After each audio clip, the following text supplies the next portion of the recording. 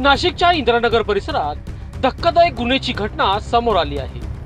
फिर्यादी रियाना तरवीन कादरी, वय वर्ष 45, राहणार Tanishq heights, Radisson Blu hotel परिसर, इंदिरानगर, नाशिक यांनी इंदिरानगर पोलीस ठाण्यात दिलेल्या तक्रारीनुसार दिनांक 26 मार्च 2026 रोजी सायंकाळी सुमारे 5 वाजता गौरव पाटील, आदित्य तायडे, सागर सोनार, वेदांत पाटील आणि इतर 4 ते 5 अनोळखी इसमांनी त्यांच्या घरात जबरदस्तीने प्रवेश केला।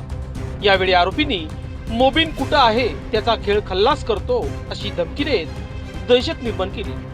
त्यापैकी गौरव पाटील यांनी फिर्यादीच्या गळ्याला सुरा लावून जबरदस्तीने अर्धा तोळ्याची सोन्याची चेन हिसकावून घेतली। इतकंच नाही तर खाली पार्किंग मध्ये जाऊन MH15 GE 9138 या क्रमांकाच्या गाडीवर कोयत्याने तोडफोड करत परिसरात दहशत माजवली।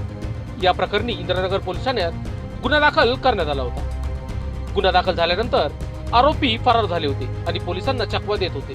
दरम्यान गुन्हे शाखा युनिट 3 ला मिळालेल्या गुप्त माहितीनुसार आरोपी वेदांत पाटील आणि 2 विधी संकल्पित बालक दत्त चौक परिसरात असल्याचे समजले। त्यानुसार पोलिसांनी सापळा रचून वेदांत प्रवीण पाटील, वय वर्ष 20, राहणार महाकाली चौक, सिडको, नाशिक आणि 2 अल्पवयींना ताब्यात घेण्यात आले। चौकशीत संबंधित आरोपी हा याच गुन्ह्यात पाहिजे असल्याचे निष्पन्न झाले असून त्याला पुढील कारवाईसाठी इंदिरानगर पोलीस ठाण्याच्या ताब्यात देण्यात आले आहे।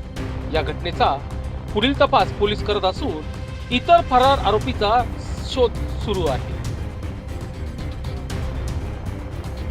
लोकशास्त्र न्यूजसाठी विशेष प्रतिनिधी, सिडको।